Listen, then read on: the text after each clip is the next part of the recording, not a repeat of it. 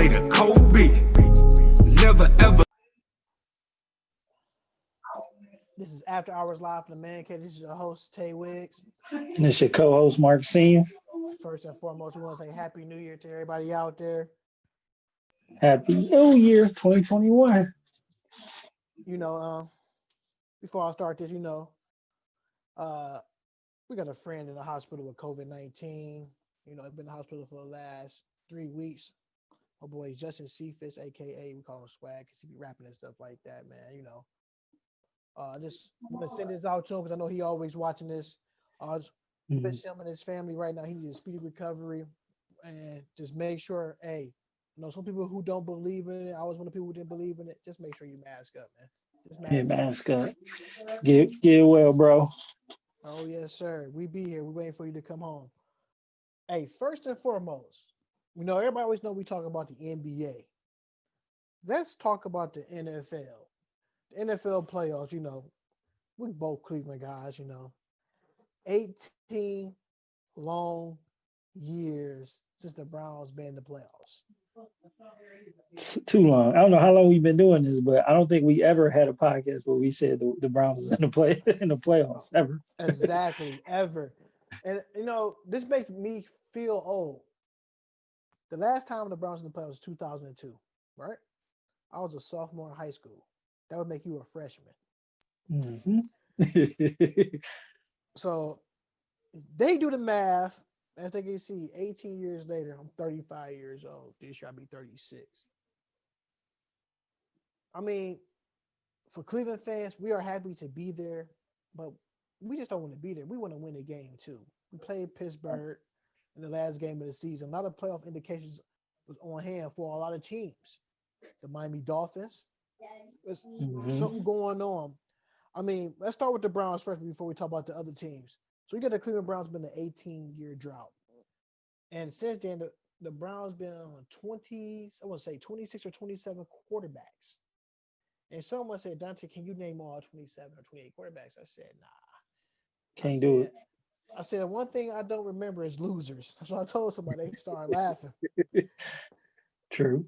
So if you can sit there and name all them quarterbacks, you got to be a loser. I don't remember losers. I remember winners.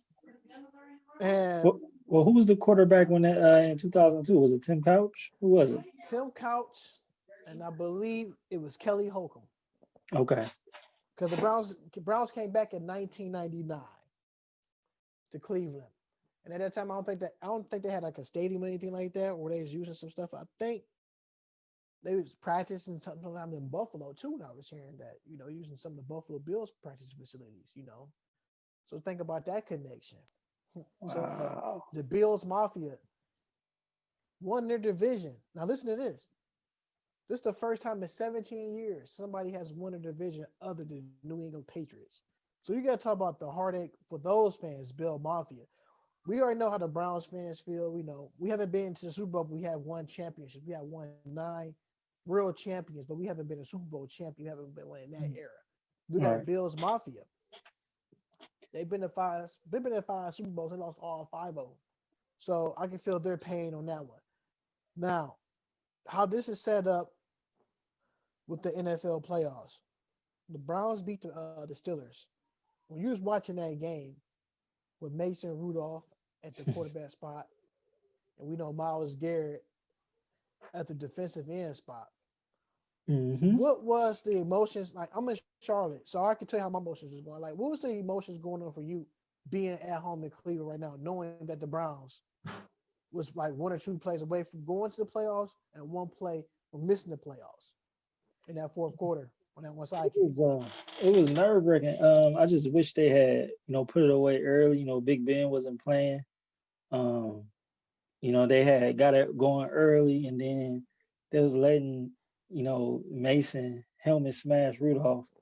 You know, keep these boys alive. He was just throwing long passes, and that's one of the areas, you know, I think the Browns need work on is that cornerback.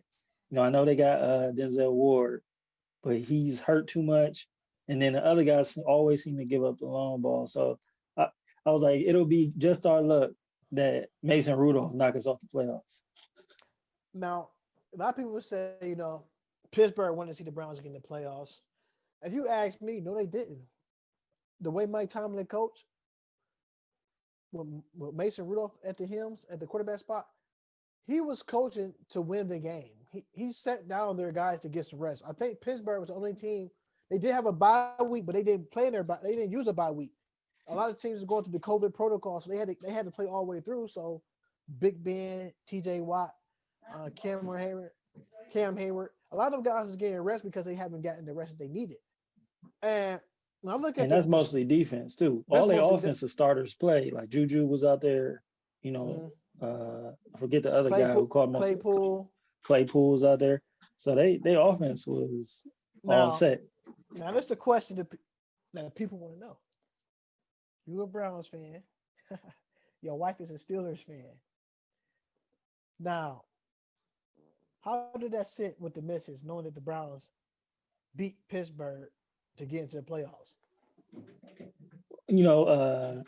The way how she play is she'd say that the Steelers let us win. Let us win. Now next week it'll be different. It'll be different, be real intense. I've been hearing that a lot that Pittsburgh let the Browns win. Pittsburgh was playing a great game. The quarterback just calmed down in the second half and just throwing darts across the field.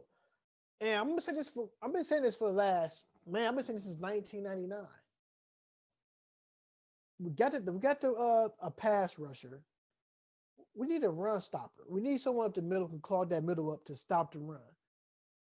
I'm looking at that where the Browns is hurting that middle linebacker first and foremost. Like you said, Denzel Ward stay hurts a lot. The whole thing I want to know, your other draft pick, Greedy Williams. I think he's dealing with a shoulder injury.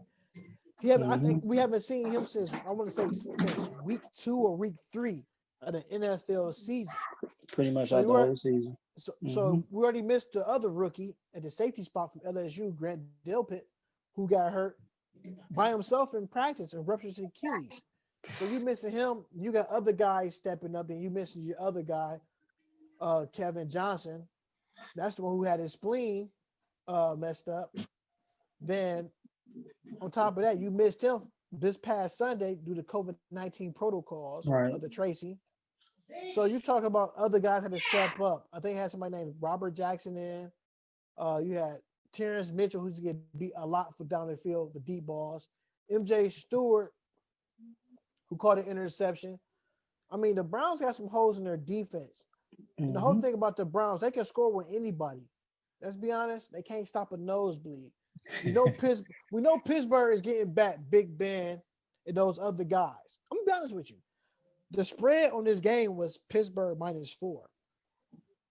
So, and it's an 8:00, it's an 8:15 game too on Sunday.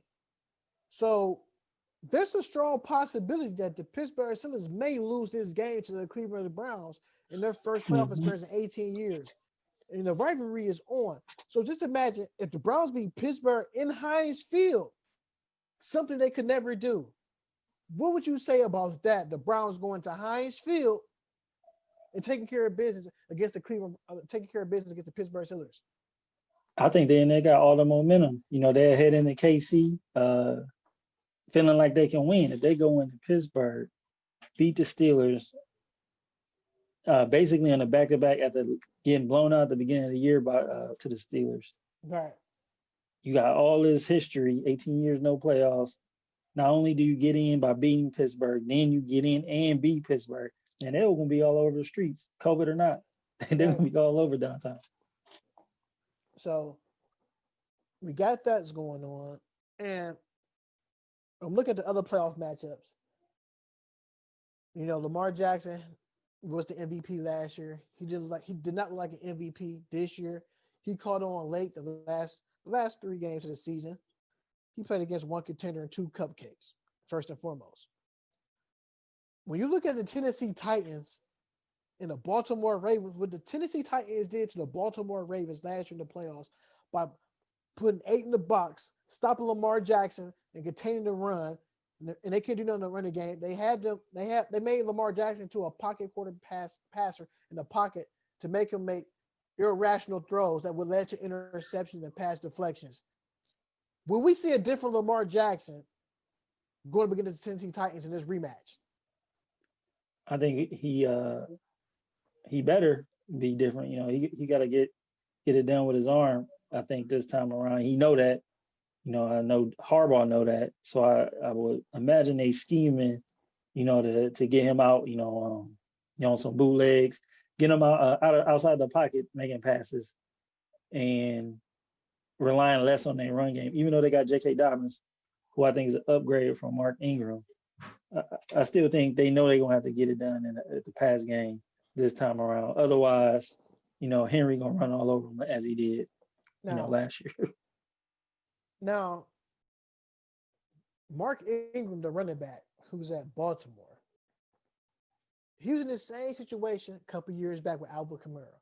Where Alvin Kamara was getting hot, started taking more reps than he was, and eventually he lost his job to Alvin Kamara. We see what Alvin Kamara did last, I want to say, what 3 weeks ago? 6 touchdowns in one game. I mean, you look at that, what he did. Now you fast forward that to now, you got a young rookie in J.K. Dobbins from The Ohio State. Taking over the running back, Mark Ingram from Alabama Crimson Tide. Not saying anything like that in that I said when it's time for them to find something new, the younger legs always win a job. You know, I think the best of Mark Ingram years is behind him. He's a serviceable number 2 running back. But every time they get into that heat of the moment, he loses that job to a younger guy. We know sports is a young man's game. These sports are a young man's or a young woman's game. So when it's your time is calling, somebody else is up, somebody's up. And what J.K. Dobbins been doing in this last 3 or 4 games in the NFL, been ripping stuff off of 50 or more yards or better for a touchdown. So now looking at that Tennessee Titans, King Henry, who rushed again for another 2K yards. Last time somebody did that would go by the name of Chris Johnson, who played for the Tennessee Titans, who ran for 2,000 yards in the back-to-back seasons. So I think the Baltimore Ravens will be ready for this game. Tennessee Titans and the same on how they was on defense as well. They got a couple of key guys they're missing, or they play for other teams. This would be a bittersweet win if Baltimore could pull it out. But if I had to pick it out, I'll probably take Tennessee by a field goal. I would take Tennessee by a field goal. And with that, go back. We didn't do our Browns. Who are you taking to win that game? The Tennessee Titans and the Baltimore Ravens, Marcus, due to the matchup situations that they have. I'm gonna pick the Titans again, just because I think Tannehill got a full year at the quarterback for them. You know, last year he kind of picked up for Mariota, like, you know, in some games in the season. So I think they got more chemistry, and you know, I don't think nobody's stopping Henry. I mean, I think it could be done, but in a playoff setting, I think it's going to be very tough if Tannehill is on target. So I'm gonna pick the Titans. I'm gonna give them 2 touchdowns. I'll give them a 6 point win. You know, I know we always talk about Derrick Henry running back, everybody else around the league. Let's talk about that wide receiver they got up there in Tennessee. A.J. Brown, a man amongst boys. If not a top 10 wide receiver in the league, probably a top 5 wideout in the league. If not, the numbers he put up is awesome, which give Ryan Tannehill another threat to go along with their team. So there's a lot of places, there's a lot of dominoes that are going to fall in effect for this team to take over to try to be great. So you pick so far. I'm gonna write that down. Me and you both picked Tennessee. I got about 2 field goals. You picked about 2 field goals. I got about one. I got to win about 1. I got to win about 1 field goal. In the Cleveland Browns, this is our first year in the playoffs. Who you want to go with to win this game, Marcus? I called it earlier. I picked the Browns to win this game by 7. I'm right there with you. I'm like, I don't want to be a homer, but I think they got the similar to another football team in Ohio, the Ohio State Buckeyes. They got nobody expecting them to win going for them, so there's no pressure. So I'm giving them a full touchdown win over the Steelers. I'm gonna key on to what you just said with that. The most what the Browns gotta lose. All the heat is on Pittsburgh. Mm-hmm. They have to come out and win this game. You know what they saying right now? All right, they got Monday off. Tuesday might be video session. Wednesday is actually practice, which is tomorrow. Mm-hmm. So when you look at that for practice, they can't take they can't let them. They can't come to the game and think they already won. When you come to the game and think you already won, that's the most dangerous thing you can do because you're looking down your opponent. And the one thing I like about Baker Mayfield, I think it's cliche. Job is not done yet. That's what Coach been saying. Now the Browns coach saying to Kevin Stefanski, I got the Browns to win that game by 7 in Heinz Field. If the Browns win there, man, you talk about here we come. All right. Welcome to the party. I do believe the best of Big Ben years is behind him. I think Big Ben was done like 2 or 3 years ago. He don't look the same as Big Ben at all. He's just falling. He's falling right now. He's declining shortly. Yeah, I think that the start of their season was more fluke than real. That people thought they was gonna go undefeated. Oh no, them and the Chiefs, and I didn't see it happening, and I think they came down to earth this last 4 or 5 weeks of the season. That's who the Steelers are, who they were in the 4 or 5 weeks, 13, 14, 15, not 1 through 6 or whatever. When they lost to Cincinnati, you thought Cincinnati was playing for the division. Cincinnati was out there thumping. That's the old school people say. He was out there thumping and bumping. The quarterback, Ryan, what's his name? Ryan Finley. Dude was getting tackled by the Steelers defenders and was laughing, sliding on first downs, throwing touchdowns. AJ Green, like AJ Green of old. T. Higgins. Joe Burrow is a legit quarterback. He wasn't even playing. Right. So the Cincinnati Bengals need an offensive line. Joe Burrow just need another weapon, give him a nice tight end, another receiver, and he's straight. They right there in the thick of things. Even though the record might not seem like it, but this team is on the upside of things. I like what I'm seeing from them. So we got the 2 versus 7 matchup. I'm my bad. The 4 and 5 matchup was Ravens and Titans, the 4 seed. We both picked the Titans to win. You picked them to win by 2 field goals. I picked them to win by a field goal. We both picked the Browns, which is the 3 versus 6 seed. We both picked the Browns to win by 7. So we got the Buffalo Bills and the Colts. And that's a 7 seed and a 2 seed. So if you had it, so you're looking at their team, the Buffalo Bills. This is the first time somebody won that division. I think that's the AFC East. And the first time in 17 years. That's as long as the Browns have been out the playoffs. Right. Tom Brady, the GOAT, been killing it there every year since he's been in the league over there. So when you're looking at that, this will be the first time in 17 years that we won't see the New England Patriots in the playoffs. That's crazy. Now think about that run. And football, it's similar to the Spurs, like the Patriots and the Spurs. They're like football, basketball versions of each other. When you're looking at that run, that's football. You know how you gotta realize football is a 17 game season. Now we gotta look at that type of beating that they put on their body. For Tom Brady and Bill Belichick to rally the troops every year after year after year after year, to be right there, not only to be in 17 playoff straight and to win out of those 17 years, you win 6 Super Bowls, which is a lot.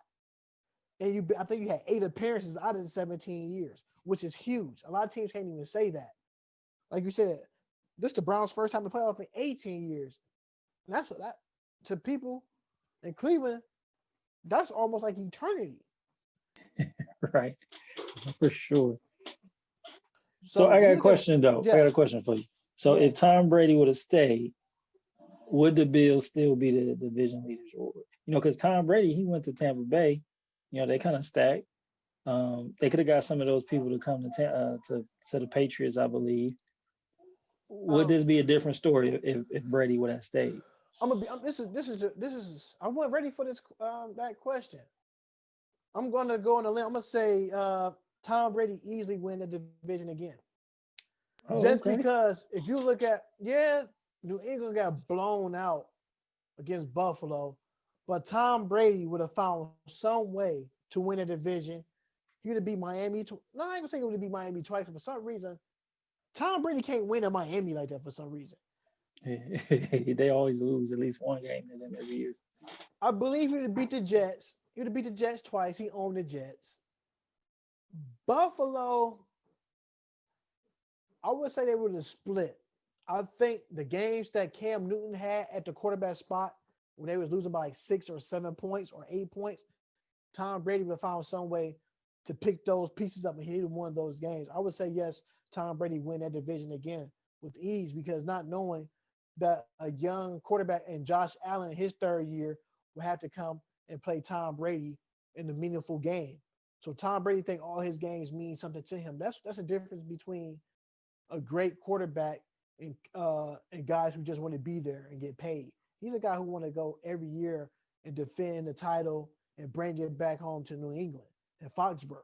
So you're looking at that. I would say yes, Tom Brady. What would you say? I agree. I think Brady definitely give him at least 4 more wins.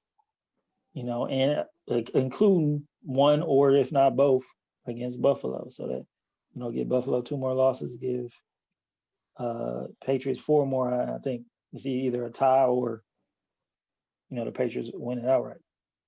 So now you got old man Phillip Rivers. He gets to the playoffs every year. Somehow, some way. He don't have to see. Look, he don't see Tom Brady, right? Peyton Manning is gone.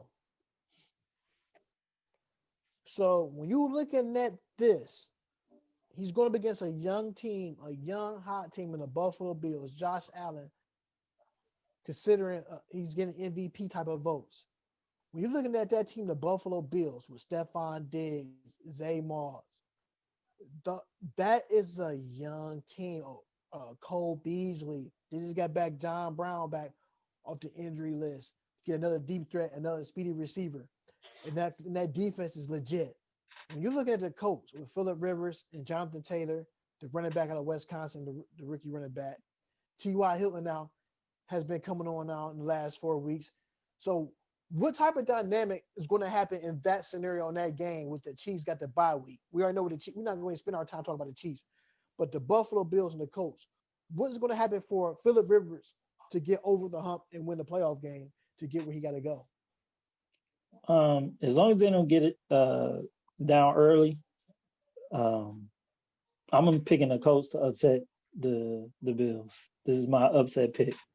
I'm picking the Colts to upset the Bills. Hold on. If the Bills don't run away with this, so if they're not, a touchdown on their first drive, stop, field goal or touchdown. If it ain't that scenario, I'm gonna take the Colts and win because people is undermining the Colts. The Colts is a good team, even with old man Rivers. Now listen to this. Phillip Rivers is from South Carolina. Don't play in cold weather. Played in San Diego / LA, which is another hot weather city. So you're telling me that old man Rivers is going to Buffalo, where it could be 30 degrees below zero, and gonna pull a rabbit out of his hat and gonna beat Buffalo Bills? Nah. I don't know if you're drinking that tap water for Indy or you drinking that water from Niagara Falls. Because I'm going with the Buffalo Bills and to throw Phillip Rivers and the Indianapolis Colts to the Bills Mafia table big. I think they're gonna tap them by 21 points. You got 21. I'm still riding with them. I think this is my upset. This is gonna be the upset of the playoffs. Phillip Rivers gonna get his retirement jersey on this game. Ooh. they say every time Phillip Rivers make the playoffs, he have a baby. He gonna have So 3 babies after this. He gonna have so 14 so kids. you going with the Colts, and what's your points going by? I'm saying I'm not saying they're gonna blow them out. So it's a 3. That's what I said. Ooh, a field goal. If it's a blowout, you're right. It's the Bills. But if it's close, I'm taking the Colts. But I'm picking the Colts just flat out. I'm picking them by 3. Hey, big game, Josh Allen, man. Big on Josh Allen, man. I got the Bills winning by 21, man.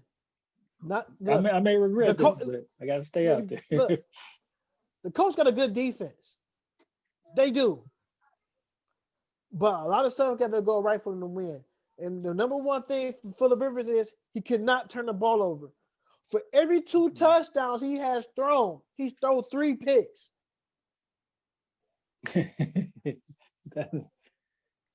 That is true. He's been doing that for at least the last couple of years, 3 years. He the new Brett Favre. He the new gunslinger. So we know the Chiefs got to buy. They the defending AFC champions, defending Super Bowl champions. They got Patty Mahomes, Tyreek Hill. Now they added somebody else fast. They backfield with Le'Veon Bell. You got Clyde Hilaire. Man, Sammy Watkins. Our guy, Travis Kelce. This team is stacked. But if you look at picking them to come out.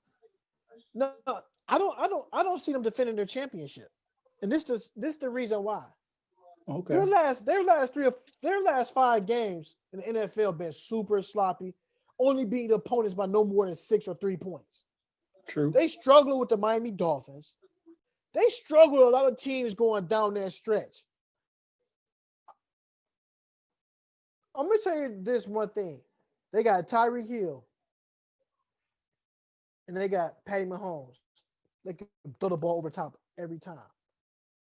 But if a other team just pencil in on Patty Mahomes and Tyreek Hill and know where he is on the field the whole time and take the home run ball away, your team have a fighting hell chance to beat the Chiefs. The Chiefs' defense is not all that. They're not. They're vulnerable. They are. It's always been their offense. If you look at, all right, you got Pittsburgh and the Cleveland Browns. The lowest seed, say the Browns beat Pittsburgh, hypothetically. The lowest seed go play the winner of, I believe, the Colts. I mean, they're going to play the Kansas City Chiefs. Just imagine the Browns go back and forth with them, which they can because, like I said, their defense is not that good. But the whole thing is, though, you can't let Patty Mahomes come out and field and throw the ball. Well, he's an Aaron Parent type quarterback. He find different ways, and he can beat you with his feet. Well, like about him, he don't run as much like other running quarterbacks does. He would sit there in the pocket and take that chance and throw that ball and take that hit. That would separate him from most of the running quarterbacks. I just feel like they probably will get back to the AFC Championship, or I just feel like somebody's going to knock them off. It's not going to be pretty for them. Because I just feel like they playing with fire, just letting teams hang in there with them. Yep. And they think we can turn it on anytime they can. You can't do that. It's playoff football. So he said the Colts by 3. I'm going to circle that. I got the Bills. But, the reason I circled that 3, because, in Buffalo, they circle the wagon. I'm going to circle that 3. If they win, Marcus, man, oh, my God. If they win, man, you need to go make a bet in Vegas if you believe that, because Buffalo is the favorite to pick. Buffalo is one of the teams that favorite to at least go to the AFC Championship. I don't think they get in there. I don't think if they get by the Colts, I'm gonna pick against them in the next round too. I just don't believe it. I think they're good on paper. They've been good throughout the season, but the playoffs teams is just different. They are. So moving along, we got the NFC. You got the Washington football team at number 4, going up against Tampa Bay, as they call them, Tampa Brady down there. Number 5 Bucks. You got the number 3 Seattle Seahawks going against the number 6 Rams. You got the Chicago Bears, the Bears, going against the number 2 Saints, and the Packers got the bye. So we're gonna start how we did the last one. We got the Washington football team. This team been up and down. Hmm. They arguably got the comeback player of the year in their team at Alex Smith, who leg got shredded about 2 or 3 seasons ago. Come back, put up numbers, put the team in the playoffs. You got Ron Riverboat Rivera, who has cancer, coaching the team, sitting down on the sideline, coaching his team. Always liked him when he was down there coaching for the Panthers. He's a player's type of coach, and guys, will put their life on the line for him and run through a wall for Ron Rivera. So the Washington football team has a great coach. They got a young defensive end, Chase Young, who could arguably be the rookie of the year in the defensive end. Yep. So you're looking at that type of status. You got Montez Sweat, another young stud that they got on that line. This team has enough grit to beat Tom Brady and the Buccaneers? Absolutely not. You said that with too much confidence. So No, you're looking no, at no. you look at the weapons Tom Brady have. Everybody got their favorite wide receiver in the league. In the NFL. You look at the guys they got down there, wide receiver, Chris Godwin. You got Mike Evans, my guy, AB. AB. AB. Gronkowski at the tight end spot. Your running back, Leonard Fournette. That team can do some damage, but their defense, with Ndamukong Suh on their side, Levante David, going up against the Washington football team. That team, like I said, the Washington football team been up and down. Dwayne Haskins, He got cut. disappointing you, man. Yep. Going to the strip joint. We go from Lou Lemon Pepper Williams to Dwayne, I don't give a bleeping, flying for doodle Haskins. When Dwayne Haskins got drafted by the Washington football team, at that time it was called something else, but at the time now they're the Washington football team. Mm-hmm. He's only like 10 miles away from where he grew up from, first and foremost. Very close to home. Thought it was a distraction for him to get drafted. People leaning on you. Yo, Dwayne, can I get this? Dwayne, can I get this? Yo, DH, I need this, need that. He's distracted. Then the crazy thing is you apologize to the team, you work your way back into the system, Mm-hmm. you get the C patch, put back on your jersey. The C on your jersey. The C on your jersey. I ain't gonna call you a captain. That stands for all cap. That was all cap. He get the C on his jersey. Oh, man. That was all cap. And just to get the C on your jersey, to get it taken away a week later, then another week later you get kicked off the team, waived. Boot. I got the boot. They give you the C back on your jersey, which means you gain the respect of every man in that locker room. And you go to the strip club.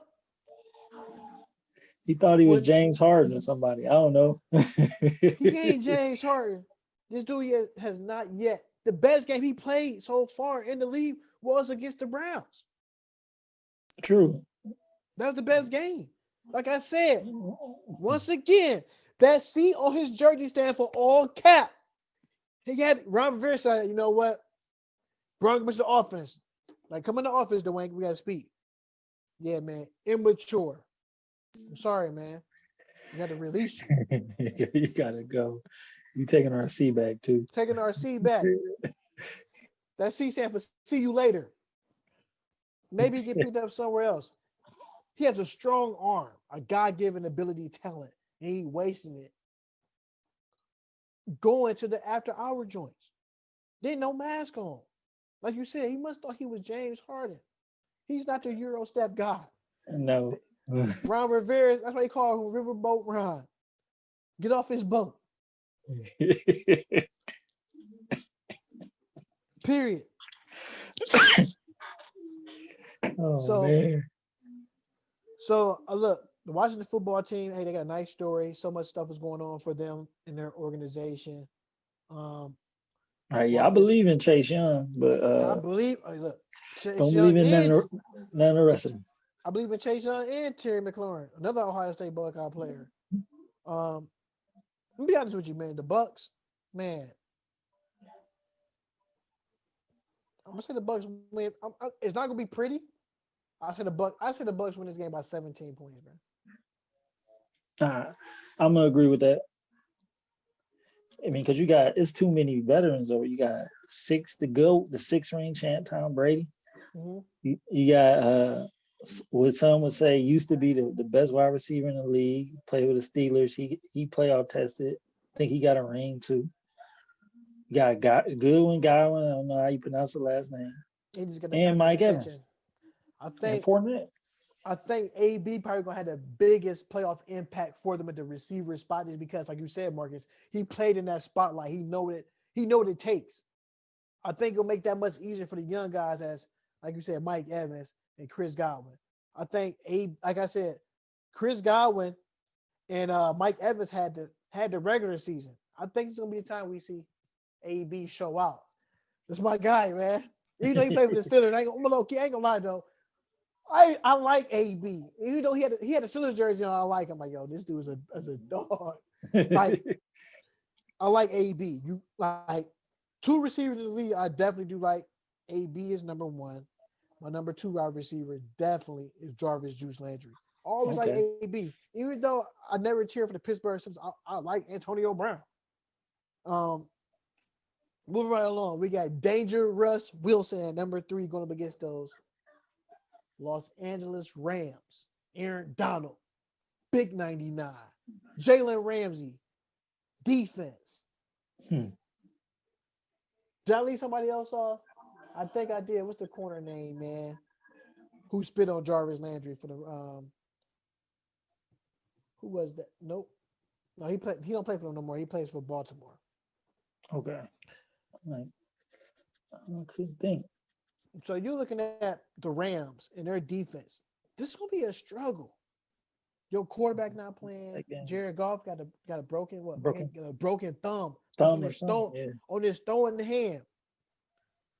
You're going against Danger Russ. Russell Wilson.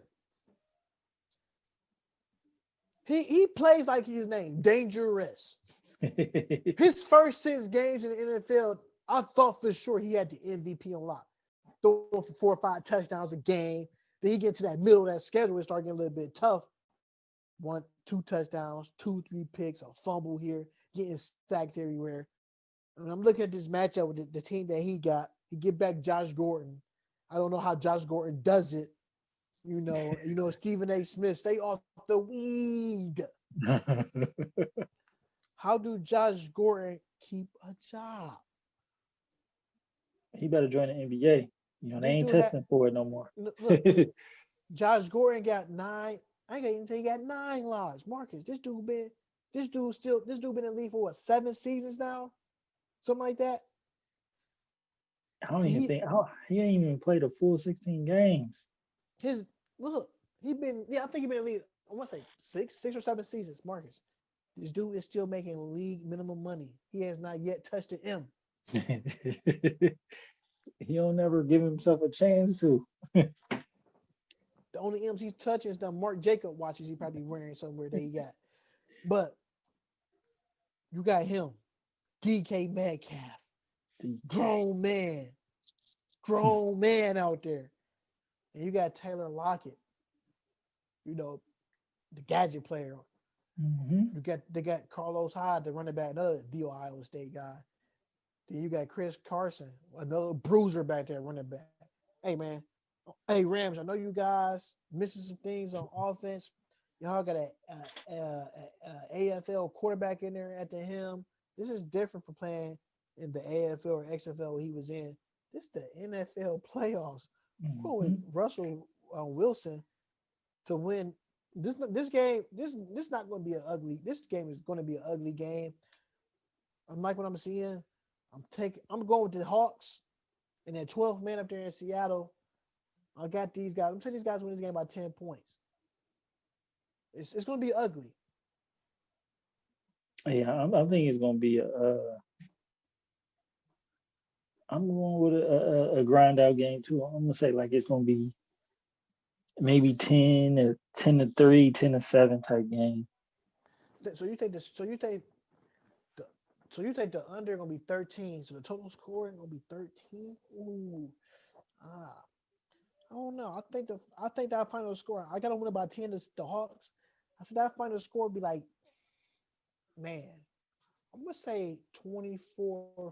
That's my final score. I'm going with Seattle. Yeah, I would do that, but the Donald on the D, I think he can. If He's a game. anybody He's a, can he's a game changer. right, yeah, if anybody can put a stop in the Russell, it's him. He already began triple and double team, Mm-hmm. but hit the rest of that D line is not a joke. So I think the Rams have enough on defense to allow not the score to get ran up. But I don't think the Rams will win. I do think the Seahawks gonna win, but I don't think they're gonna let them run the score up. Ooh, okay. Moving right along. The New Orleans Saints come marching in back with Drew Brees. They got Tyson Hill as the backup quarterback, as the gadget quarterback, going up against the Chicago Bears, who got in on the last game of the season. They went through a quarterback carousel with Nick Foles to Mitchell Trubisky back to Nick Foles, Mitchell Trubisky to Nick Foles, back and so on. Now you're looking at the Bears that got to the playoffs.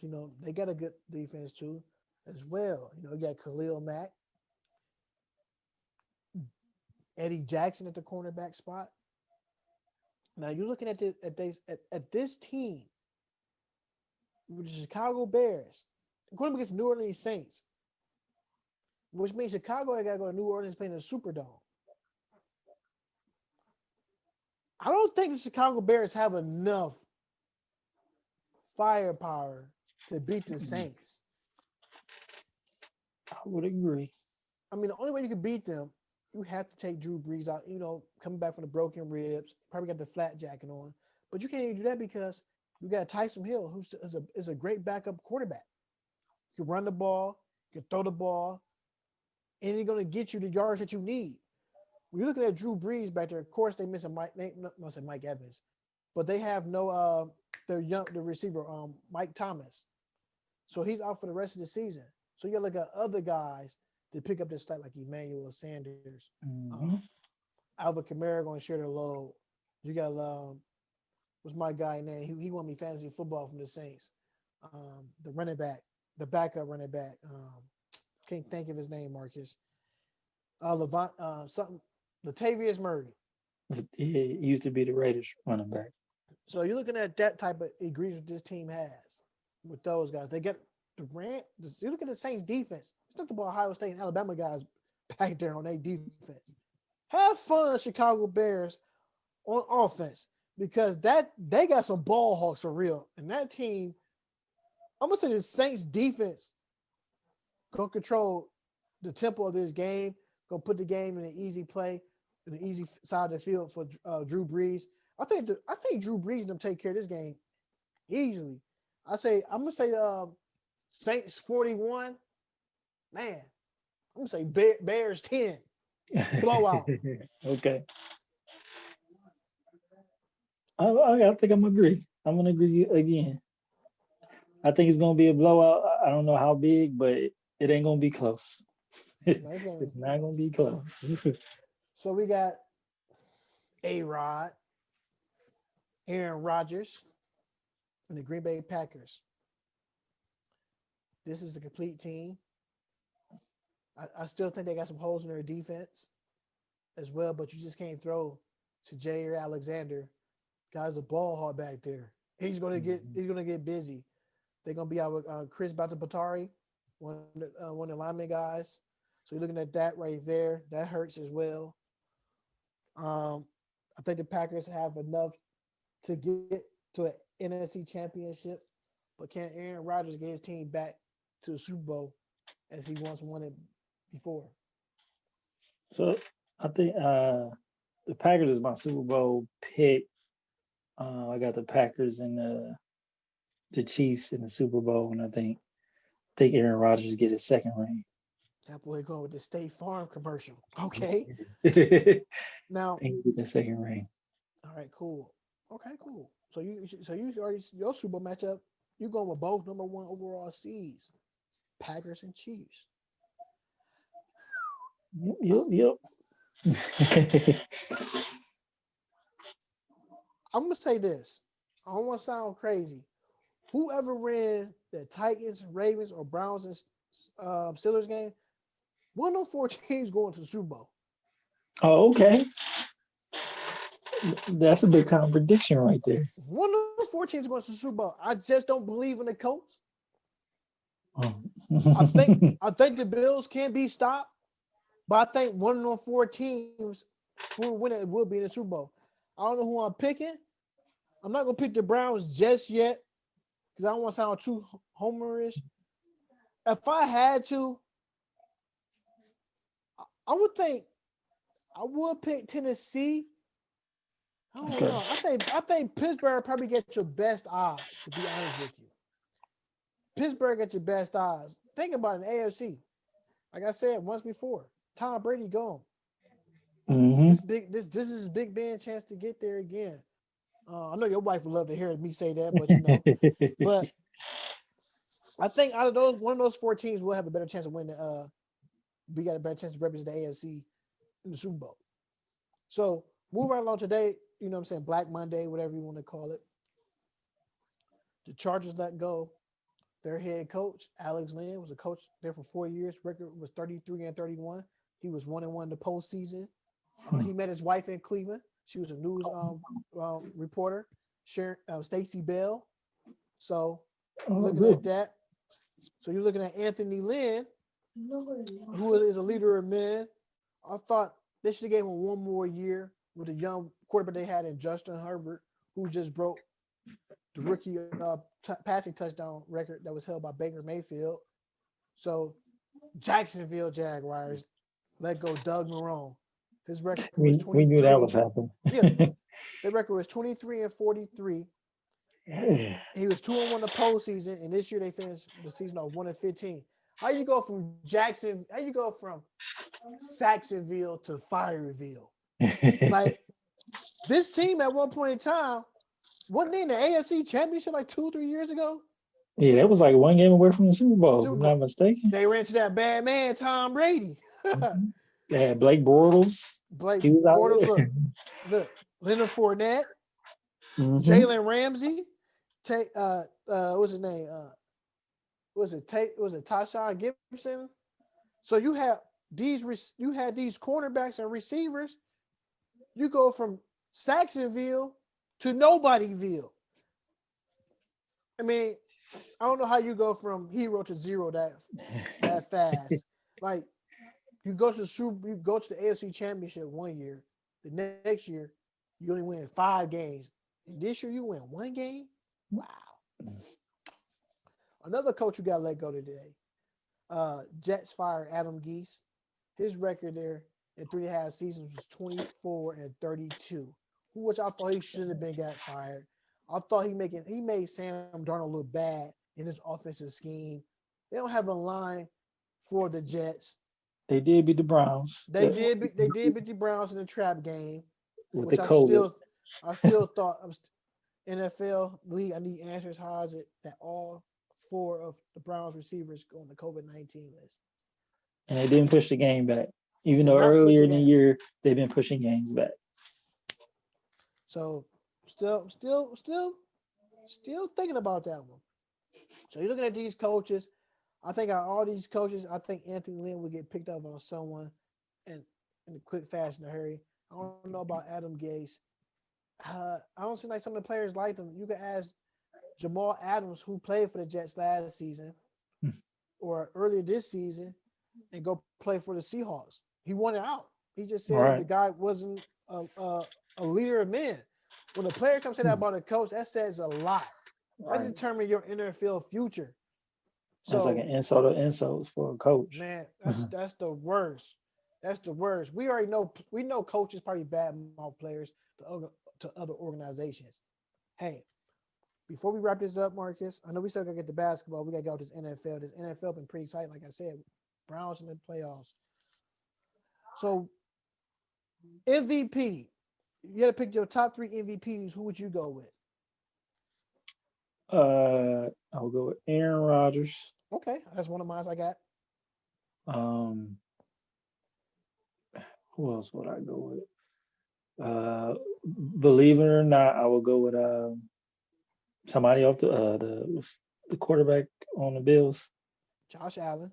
Josh Allen. That's who I got. I got him. Brought it down. Even though I think they're gonna lose, I still will go with. They had a good season. Okay. And a sleeper. Uh, Actually, I'm just gonna go with those two. I will go with Donald on defense, just because I just think he's the best defensive player. But I don't know if he had an MVP type season. So I'm gonna just go with those two, and then Donald on defense as a sleeper. All right. So this is the order I got for my MVP. Number one, I got Aaron Rodgers. He got 4,299 yards. That's ranked seventh in the league with 48 touchdown ranks. Number one, 5 interceptions, 48 touchdowns, 5 picks. That's ranked first in the league. His QBR is first in the league at 84.4. And my second pick was Josh Allen out of Buffalo, 4,544 yards. That ranks fifth in the league. 37 touchdowns, ranked fifth in the league. He threw 10 picks. That's 18th in the league. His quarterback rating was 81.7. And around at number three, I had Patty Mahomes with 4,740 yards. That's second in the league. 38 touchdowns. That's fourth in the league. 6 INTs. His QBR is 82.9, which is second in the league. And that was an off season for him. That's an off season. That's an off season for that man. But the reason I picked these three, because arguably these are the best three wide receivers in the league. You got Tyreek Hill with 87 receptions, that's 17th in the league. 1,276 yards, that's 8th in the league. 15 touchdowns, that's second in the league. Stephon Diggs led all receivers this year with receptions. 127 catches. He broke a Bills record. Eric Mose. He has 1,535 yards, ranked first in the league. His downside is when he had 8 touchdowns. You're looking at Devontae Adams. Dog. Straight, flat out dog. 109 receptions. That's third in the league. 1,328 yards. That's fourth in the league with 18 touchdowns. Numero uno in the league. When you look at these numbers as MVP, as quarterbacks, look at the receivers. Tyreek Hill's a deep threat. Devontae Adams, a deep threat. Stephon Diggs could do it all. He's a deep threat and a possession receiver at the same time. That's why his touchdowns is low, because I feel like Josh Allen has a little bit. He got a lot of weapons he can throw the ball too. You got to realize, even though Stephon Diggs got 8 touchdowns, Josh Allen ran for about 7 or 8 of them himself in the season. So if you take away about 5-ish touchdowns and threw more touchdowns in the air, Stephon Diggs could easily have 12 or 13 touchdowns. I would say that's a fact. So that's who I picked. Now, I've had a sleeper pick for like an MVP. Like you said, you had what's name on defense? Aaron Donald. Like you said, I don't know if I don't think he was that impactful on his team on the defensive side.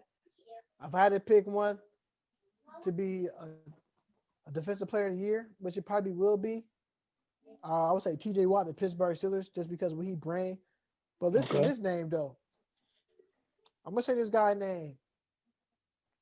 Jeremy Chin, corner for the Carolina Panthers. 68 solo tackles, right?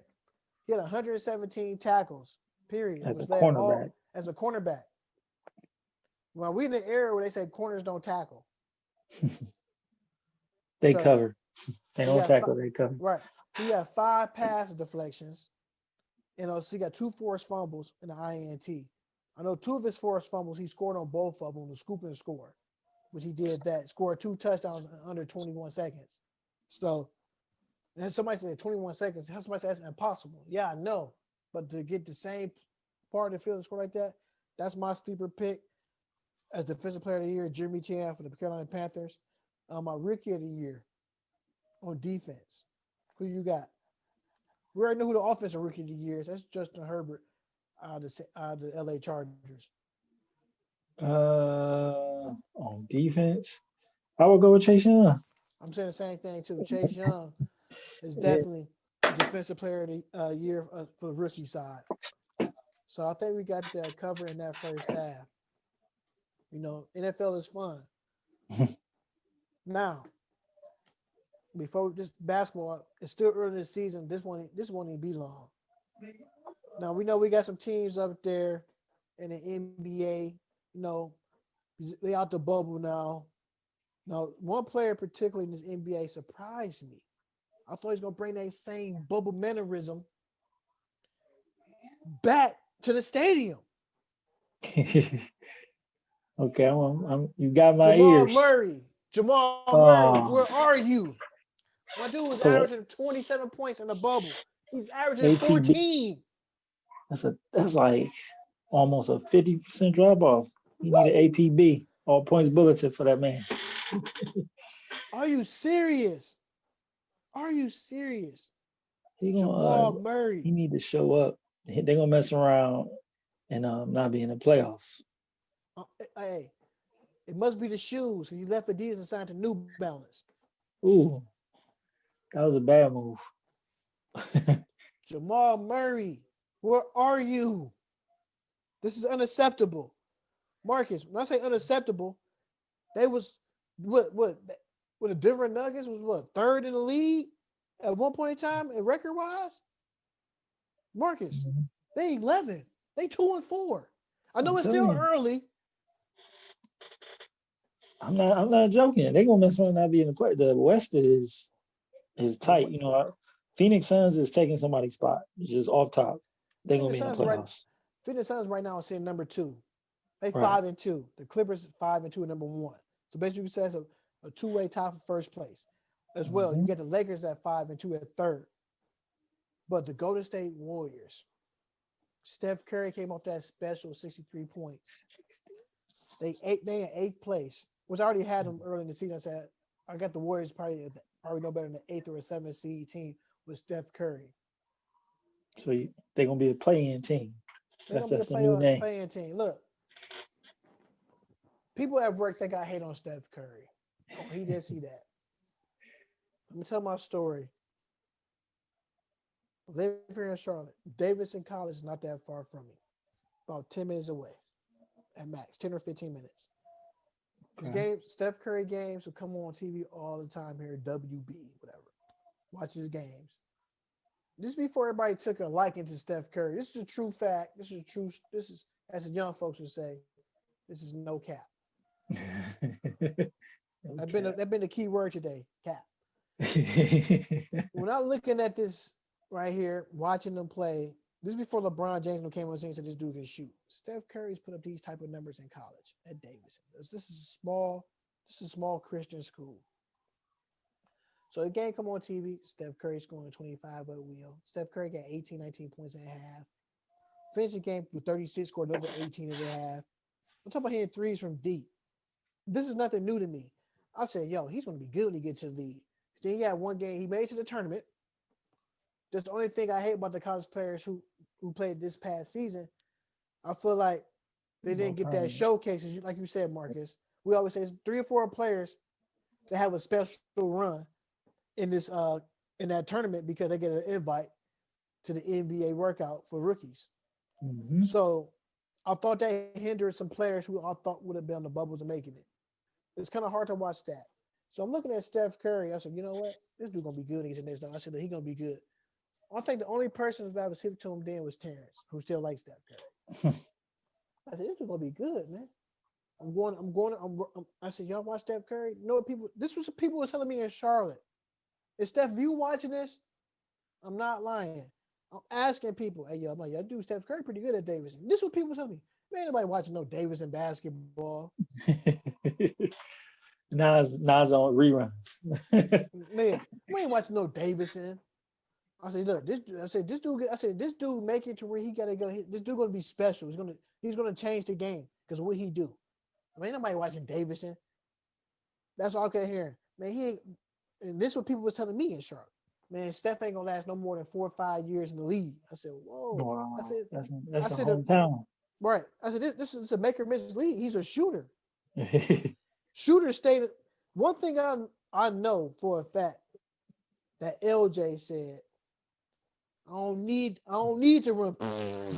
Shoot, baby. He said, at least, he said, if this work, I'm good. All right. Steph is a shooter.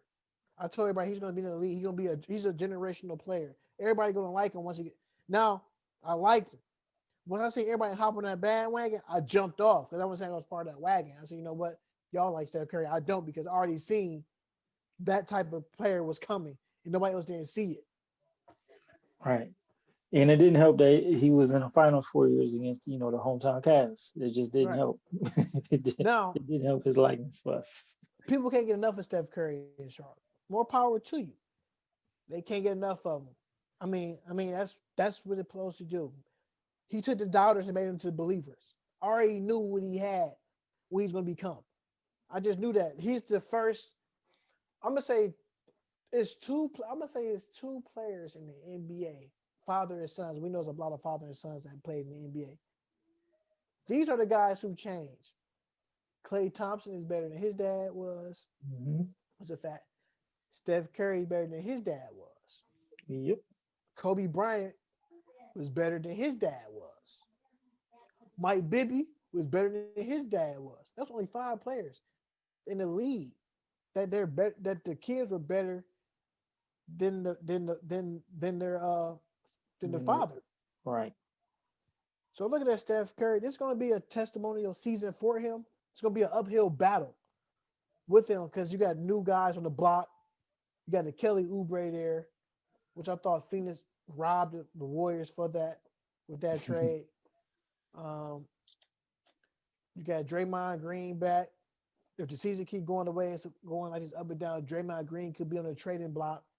I thought missing Klay Thompson, to hear Klay Thompson get injured like that in the workout. Once he got injured, I knew their season was that was devastating. I was looking forward for him to come back. Like I said, I'm not a Warriors fan, but just to see Klay Thompson, I like Klay Thompson as a 2-guard.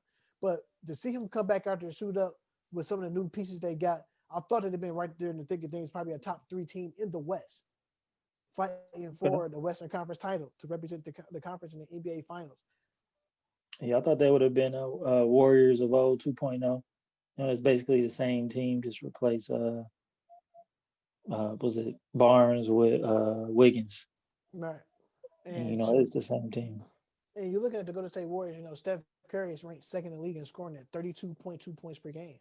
After that 62 piece, I mean, of course. Look, babyface killer, man. Babyface killer. Look at the Clippers as we're going through this. We're not going to talk about who's playing, just the record rise. Look at the LA Clippers as their head coach Tyronn Lue. Now they know they lost Montrezl Harrell, the sixth man of the year.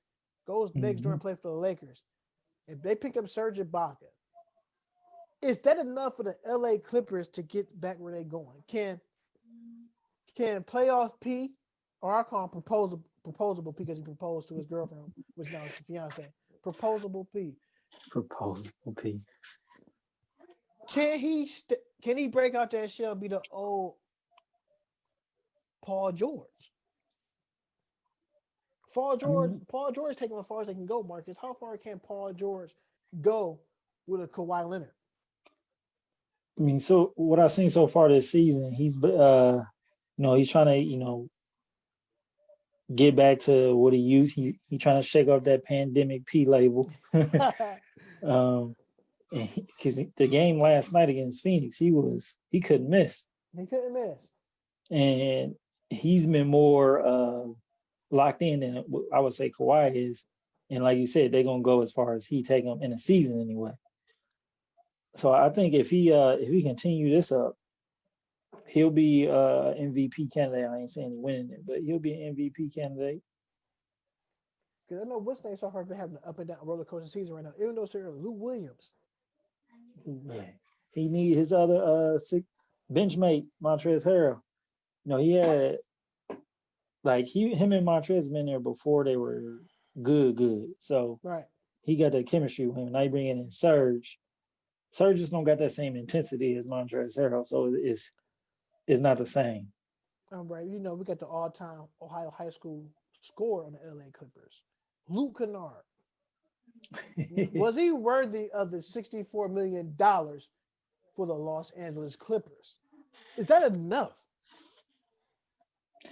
I mean, he's their version of Alex Caruso. So that, I mean, during, as far as salaries go, it's probably on point, but I think that's too much money. I remember it came across the screen. I'm in the man cave. I looked up. It said the Los Angeles Clippers across the ticker. It said, I think got a 4-year deal for $64 million, and they didn't come across. I said, Luke Kennard. I started laughing. I said, what has he done in the league to earn $64 million? I couldn't tell you.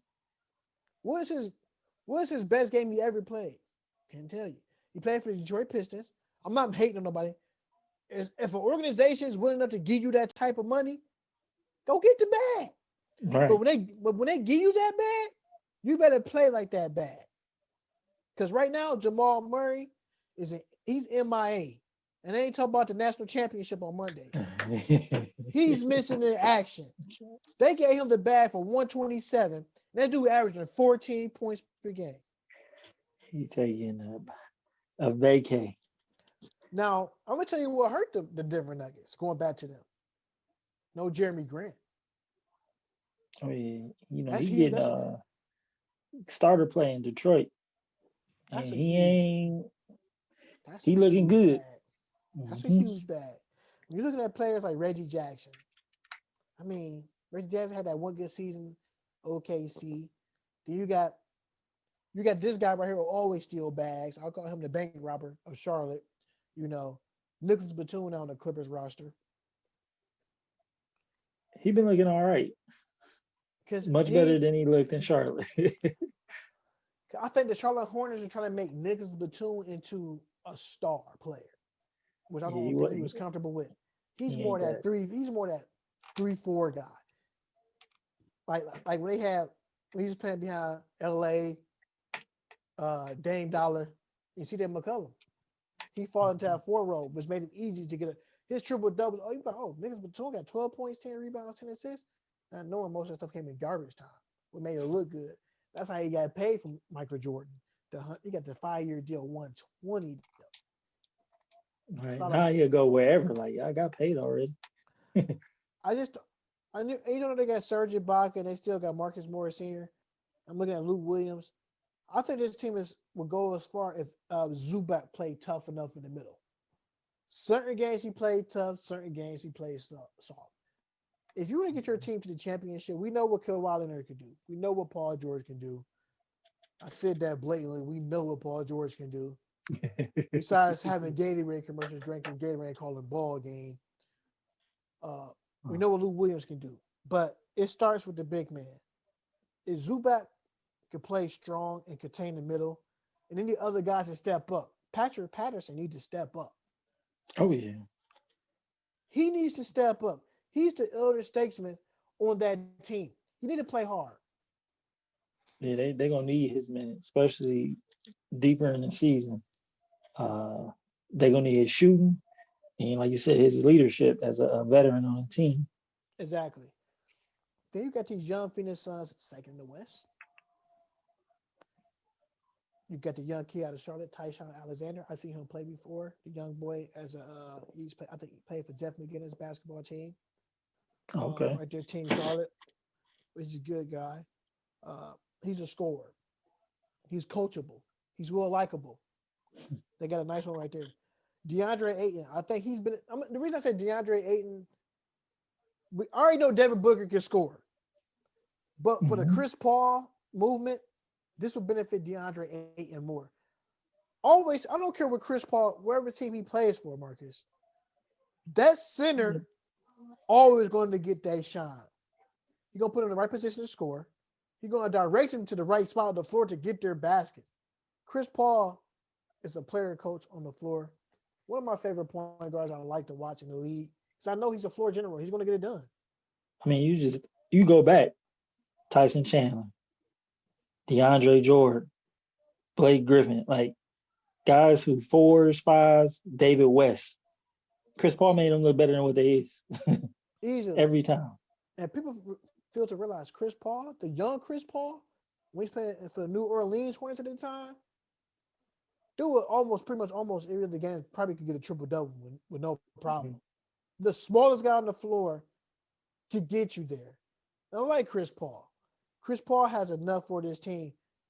They got him as a veteran. Then you got Jay Crowder, another veteran.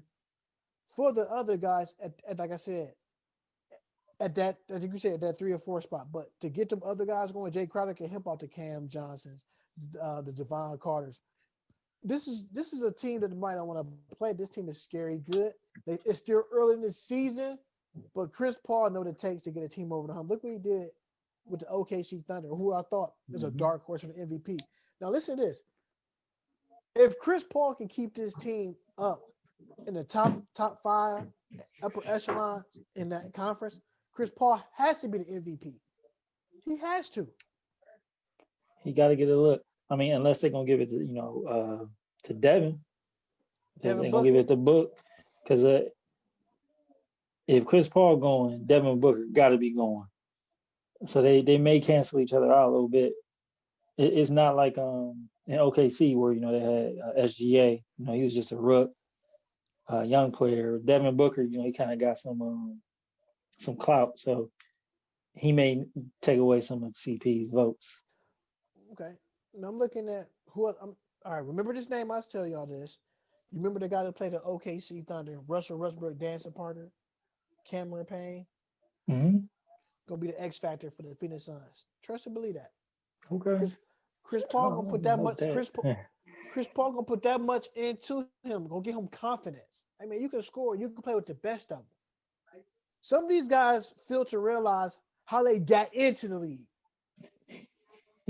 Yeah. If these guys are coming, if these guys play with that same intensity that they showed up since day one, trying out for a team in training camp, you gotta play with that same fire. You can't play. All right, I'm gonna play game 1 and 2. I'm gonna come hard.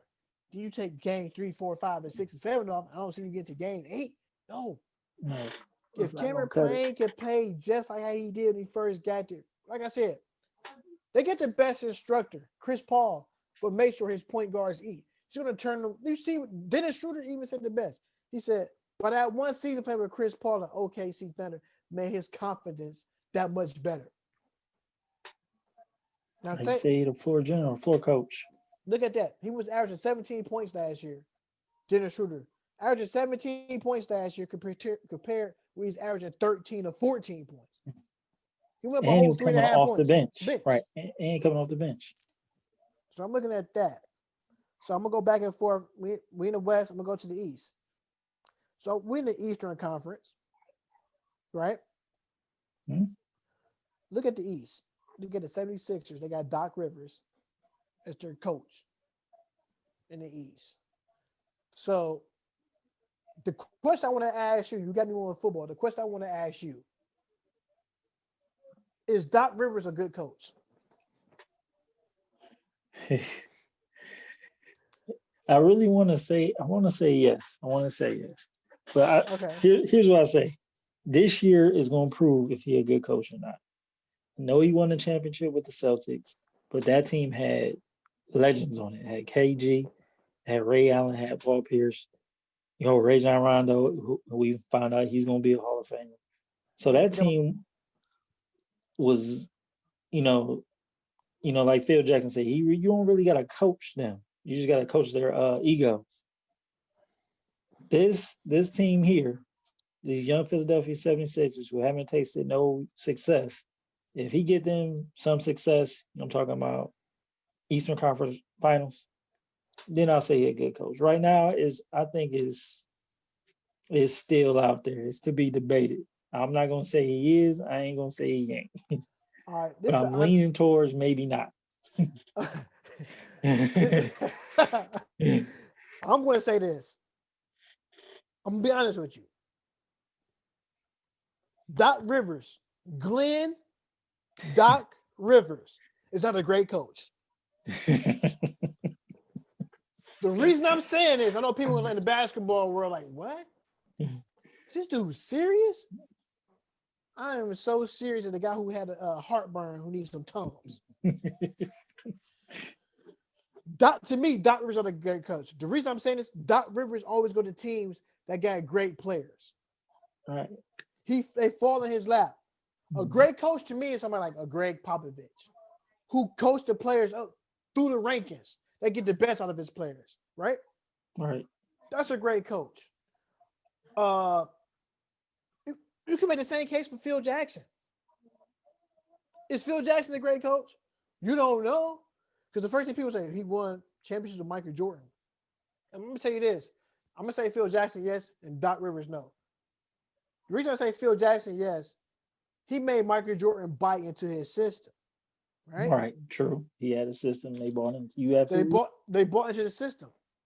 Kobe Bryant, right? Kobe Bryant was just like Michael Jordan. I put my shots up. I don't care if Shaq on the team or his rent. Phil Jackson came in. He said, look, we don't run this triangle, but trust and believe. If you run this set right, we can win a lot of things through you guys. He bought into the system. They bought in. They won championships. Right. What system has Doc Rivers made his teammates better? I don't know. He hasn't, like I said, he only got that one championship.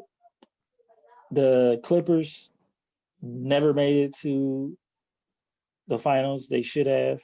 It was a couple years they didn't get out the first round. Like Phil Jackson took a Jordanless team to the Eastern Conference Finals.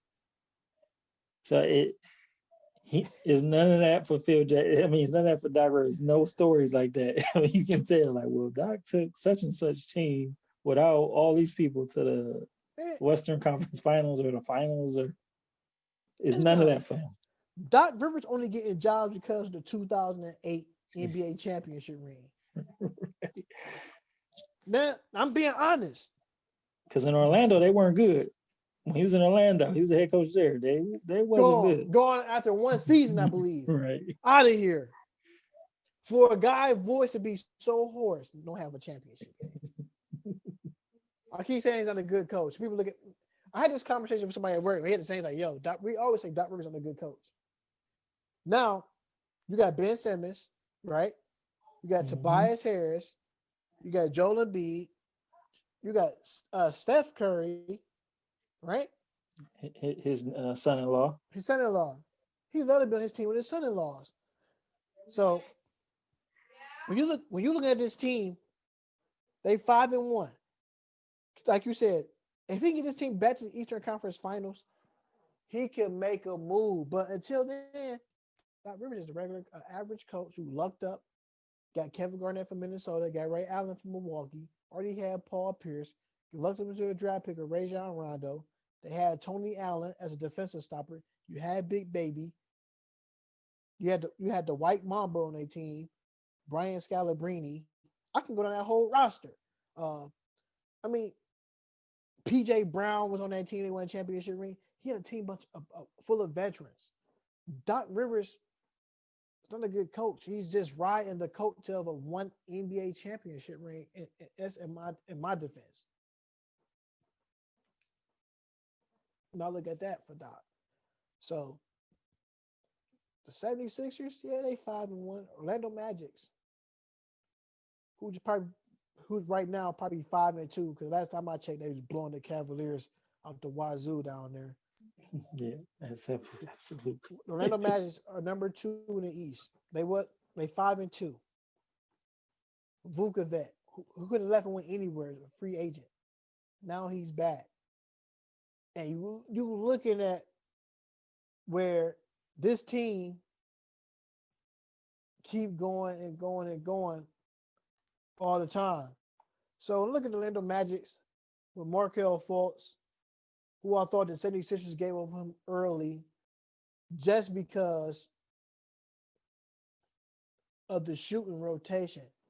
So when he's out there on the floor giving you different looks and believing what they can do as a team, as a unit, you're looking at they got a young core too. They got Mo Bamba, Michael Carter Williams, who always find himself a job. You got James Ennis the third, Evan Fournier. We need to see Aaron Gordon arrive to the party.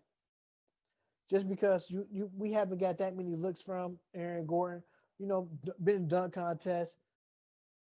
I think we know they got Vukovic, but if you can get that young guy going, sky's the limit for Orlando Magic. But the whole thing, like I said, is still a young season. Can this team take off and prevail and go where they gotta go with the Orlando Magic? I mean, from what I seen earlier, before we got on the pod, I think they can definitely be a top 3 seed in the East. Like you said, Markel Fultz, he really proven the Sixers wrong. Cole Anthony, he looks good. And then their big man, Gore and Vucevic. I mean, I think they got everything covered. It's just can be consistent. We got Ross coming off the bench. Like I said, I think they're just like an overall good team. And they're going to upset some teams along the way this year. And top 3 seed in the East is where I got, one. Let me see, Philly. You say Philly. Who else? Who else you got, Philly Mark? Nets, Pacers and then Boston. I almost forgot about Boston. So they somewhere in there. I think they like as good as Boston, but not as good as the Nets or fully working Sixers team. Okay. So they like in that tier. So I still like the Pacers for some reason. I like Victor Oladipo. Um, Looking at that young team, they got Malcolm Brogdon, Aaron Holiday. They got Justin Holiday. They're still waiting for Jeremy Lamb to come back from injury. T.J. McConnell, They got Doug McDermott. What I thought was another great pickup for them. Another guy that can shoot buckets. Victor Oladipo, Domantas Sabonis. So far, like he having a young MVP type season right now. He's the one carrying his team. If I tell you Domantas Sabonis numbers right now, he's averaging 6.7 assists per game, 11 rebounds to go along with 20 points. That's huge. I mean, he took Miles Turner minutes, taking his. My knock on Miles Turner is he that good, or is he just average or mediocre? Which one is it? I think he averaged a mediocre. Because I I think thought, he has a chance to be very good on defense, but he shoots too many threes and he's not a good shooter. dude, this dude was like 7'1", average 12 points per game. Hold on, Marcus. Let me repeat this again. He's 7'1", average 12 points per game with 6 rebounds. That's unacceptable. You can't be that tough. 6 rebounds? You can get 6 rebounds in 1/4 at his height. That's tough. That is tough.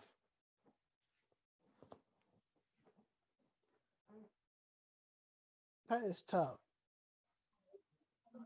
Dude got 6 rebounds. I do average under 6 rebounds. It's 6.2 rebounds. So, let me see.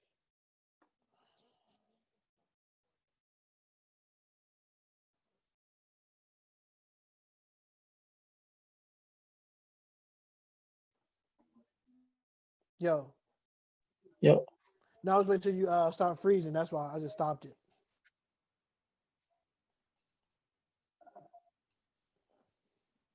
Oh, okay. I'm gonna record. Yeah, looking at next year we talk about the Pacers. So we can't get through all these teams. It's still a young season. We're gonna wrap it up soon. We're gonna well, I know you want to touch on a couple of things too, Marcus, about what you want to talk about to what the NBA as players coming back, playing in their stadiums in front of the league. If you had to take, we're gonna pick 3 teams from each conference. The 3 best teams in each conference. We're gonna pick the 3 Okay. worst teams. We're gonna pick. You gotta pick a team that's gonna shock somebody. Who's your best 3 teams in the conferences you want to pick?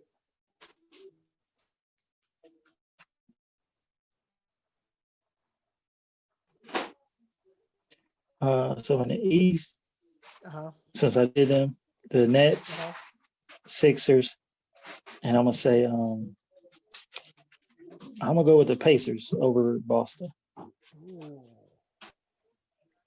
Why you pick the Pacers over Boston? And the worst teams in that conference.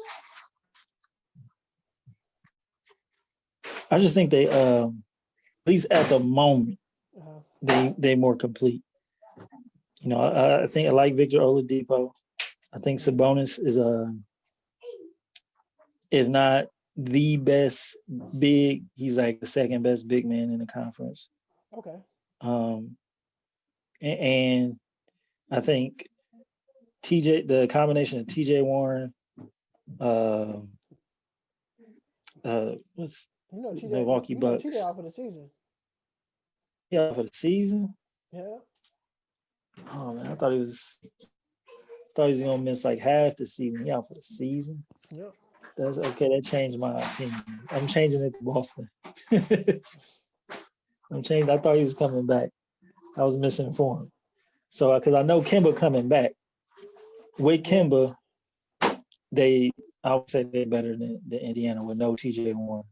That's your best. I was gonna say, yeah, because I was gonna say TJ Warren with Brogdon. I can't think of the third wing they got over there. One of the holidays, I think it's Justin. I think he's the better one. I think they equal. Yeah, Justin Holiday. To the core they got over in Boston. Even though I think Jaylen Brown and Jason Tatum are the better two of on both sides. I just think the cohesiveness and combination of all that combined in Indiana, you know, and they play with like a little bit more toughness than Boston. It would have got them over the hump. But if TJ Warren ain't coming back, I'm taking Boston when Kemba get healthy. Okay, who your 3 worst teams? And they got Tristan Thompson. Oh, 3 worst teams. Worst teams in the East. So you still got you still got Detroit, Washington, Charlotte, Cleveland, Miami, Chicago, New York. I'm gonna say Detroit, Chicago, and I'm not gonna say Washington quite yet. And Charlotte, I would say those are the 3 worst. Okay. But that I'm not saying like it is what it is. Like I ain't saying they're terrible, but they're the worst teams in the conference. All right. I'm gonna start with the East. The teams to look out for in the East: Philadelphia. I'm gonna say the young Atlanta Baby Hawks. It's a surprising team that's merging. Mm-hmm. Once they get healthy, I think they could do some damage to some teams because they got some shooters. I think Cam Reddish is definitely stepping up and playing. He's playing with an edge now. He didn't play like that last year. He played a little bit more fight. Must be contract season. In the third team, I mean, I'm gonna say Orlando. Just because I know you picked the Pacers, I'm gonna say Orlando. That's another team I think is shocking some people. What they do? That team, what Steve Clifford got going on in Orlando, what he was trying to do in Charlotte, Yep. trying to make the big man buy in, make the point guards eat. And I think he got a little bit more help when he did in Charlotte, when he got now in Orlando. So I mean, I'm sorry, he got more help in Orlando when he did in Charlotte. I think that team he has is hungry. Like you said, I'm looking for guys like Aaron Gordon. Got to step up. He has to step up. We know you want to be a dunk contest, but since you didn't win that dunk contest, you're supposed to take it on everybody else now. He got to show me that he can do other things besides dunk the ball and being a special dunker. He got to show me where he can take. He got to show me moves where he can take a guy off the dribble. Can he go off the back screen and roll? Can he find easy ways to score? Can he be more of a game changer on the defensive end? Once he can get buy into those type of rhythms of the game, I think sky's the limit for him. That's why I picked them. Uh, in the next team I go is the Brooklyn Nets too. That's a surprise team. You look at the Brooklyn Nets, they're 3-4. Once they find a way, Marcus, it's a wrap. It's a wrap. Kyrie and KD, Uncle Drew and the Slam Reaper. I Well, said how do you that. feel Spencer going down early too? Yeah, it's that kind of. I felt for them after that. I had said 2 games in. That's all I need to see. I'm like, they're the best team in the league. Yeah, When they want to play, I don't yeah. think there's anybody better than them. And then Spencer was just like a cherry on top. But now he gone, so now they got to play a little harder, play a little harder because they still got Karis LeVert off the Cares a bench. verse of a bucket though. Right. I'm sure who's been stepping up for that Brooklyn Nets team. Joe Harris. Oh yeah, he's Yeah, I just a like Jared veteran. Allen. Yeah, look, hey, Jared Allen is a way better player than DeAndre Jordan. Yeah, he just starting for because he cool with Kyrie and Exactly. KD. That's it. My three worst teams. I'm gonna be honest with you. I'm gonna go with the Washington Wizards. And the The reason I'm Reds. saying yes, this team win games when Russell Westbrook is on the bench. They lose when he comes back on the floor. So they Well, gotta they beat find the ways. Nets yesterday with Russ. Yeah, they gotta find ways to change that culture. He's back with his coach Billy Donovan. Hmm. Can Billy Donovan put him back in that role like an MVP type of player? He trying. So He gonna right now I'm try. gonna say early. I'm gonna say the Washington Wizards. People want to kill me for this one because I picked this team last year to be good. This year I'm gonna pick them this year to be bad. The Miami Heat. Ooh. Fool's gold. Gold. The Look, Eastern Tyler Conference champs. Tyler Hero, aka MGK, the Machine Gun Kelly. Nah, the Miami Heat fools gold. They fooling everybody. They Okay. fooling us. Yes, Jimmy Butler is a great player. Yes. Can Jimmy Butler get this team back to where they was at last year? I'm going to say that as a fat no. Like I've been saying all day, Marcus, that's all cap. That's all cap. The Miami Heat was capped last year. I don't see them Okay. making it back. Jimmy Butler so far been in and out of the lineup due to injury. Um, another team I'm gonna say it's gonna look terrible, which is a fool's goal. New York Knicks. Oh, yeah. They down there for me too. I put Charlotte. I was going back and forth in my head, Charlotte or New York, but ultimately picked Charlotte because I believe in New York's younger players a little more. R.J. Barrett, Randall. Well, he ain't really young no more. Randall. Julius Randle. Yeah. I think they got more. Kevin Knox. I think they got a little bit more upside uh, than Melo. Um, Terry was it? Rozier, Gordon Hayward. Yeah. Well, I think Hayward and Terry they're gonna be the reason why they ain't gonna be terrible. But Mm-hmm. Well, you know too as well too. You got Malik Monk on the bench for the Charlotte Hornets complaining about playing time. he rarely plays. He Huh? rarely plays, and when he's out there, he's serviceable, but he's not a game changer. I just know, just living here, anytime a player complain about their minutes on the MJ team, out of here. Dwayne Bacon was doing the same thing, complaining. Out of here. Out of here. That's all I'm saying. So I'm looking at the West. I'm gonna say the three. I'm gonna start with the three best teams in the West. Hey, of course, I'm gonna go with the Lakers, the Clippers. Okay. Phoenix is right there because it's still early. But I'm gonna say the Portland Trailblazers. Once they get it clicking and figured out, that's gonna be one of the teams that nobody want to play against. Um, the three worst teams, man, Memphis Grizzlies gonna be terrible. No Ja Morant for 4 to 6 weeks. Hmm. Uh, you still missing Jaren Jackson Jr. That's tough. You got two of your stars out. So now your scoring got to come from Grayson Allen, who want to trip people. You still think he at Duke University. Yeah, I give it up. You got Dylan Brooks, who hasn't did anything since he left Oregon, and you got Valanciunas. So where you getting Those scoring guys, from? No Jay Crowder. they don't look good None of that. unless Ja on the floor. Like Then we'll he go. elevate them. But something I thought of as we were talking, I don't know how we forgot this team. The Milwaukee Bucks. I think that's not they the third team for me. I think Third team Justin for you. Hot, yeah, So, over so Boston. well, Giannis. They figured. I think some teams figured him out, man. They've been forcing him to play outside, not letting him come and dunk the ball in the middle. But I give you that. I'm gonna say Okay. the other worst team for me. I'm gonna say Minnesota Timberwolves again. Carl Okay. Anthony Towns is gone. Like I don't think he's He, out for like 2 to 3, 4 months. That's he's had 2/3 of the season. a rough year just all around. You know, he had Yeah. several families pass from COVID and he got hurt. It was going to be tough mentally for him anyway. But I do like their rookie. I do like Edwards. I like him. You like him, but I don't.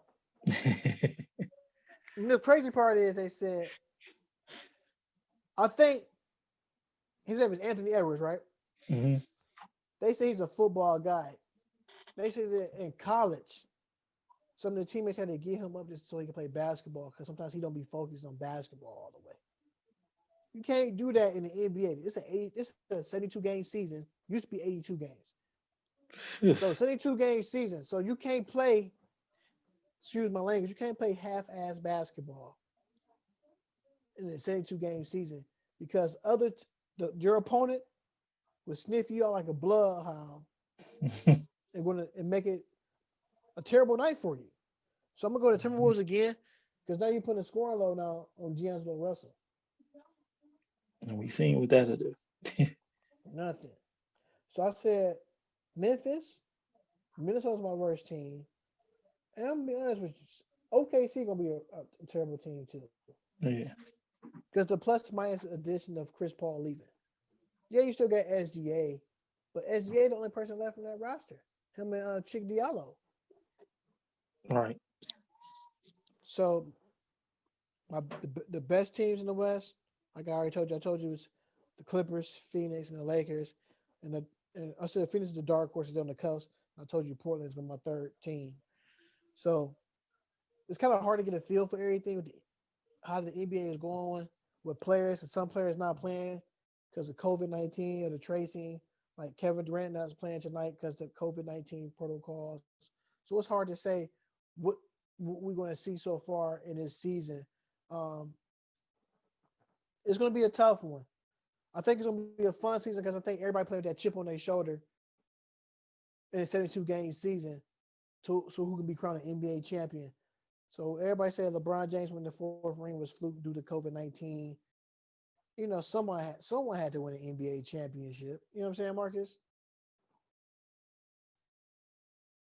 You know, what's next on the dial?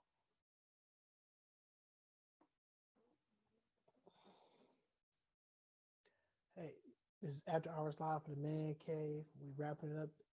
I'm your host, Tay Wiggs. My co-host had to leave. That was Marc Sr. Y'all know what to do. Tap in. Tell us what y'all think. I'm out of here. Peace.